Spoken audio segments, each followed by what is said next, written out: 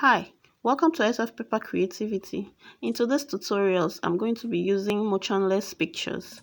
I had an issue with my tripod stand, so I decided to be photographing each step. Believe me, it's still understandable. I'll be following you all the way. Okay, I traced out these boxes 4 inches by 4 inches each, and I made out of them, I think, 7 plus 4. That's 11. Then I went ahead to wrap the squares with these papers. I wrapped the 7 squares with the black papers and the 4 squares with the pink papers. As you can see, I used my gum in doing that.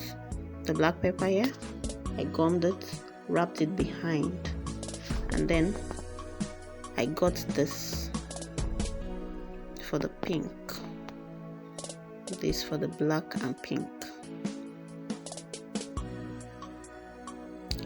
Yeah, I have all the boxes wrapped already.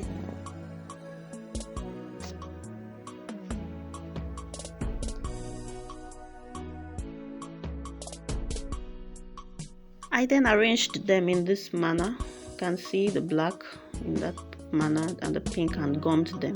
I did the same with another 3 blacks and 1 pink and gummed them. Then I fixed the two together. You can see the black edges joining each other.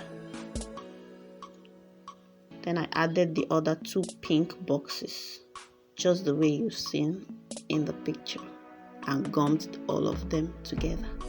I then added the remaining last black square on top of the pink, as you can see. Beautiful.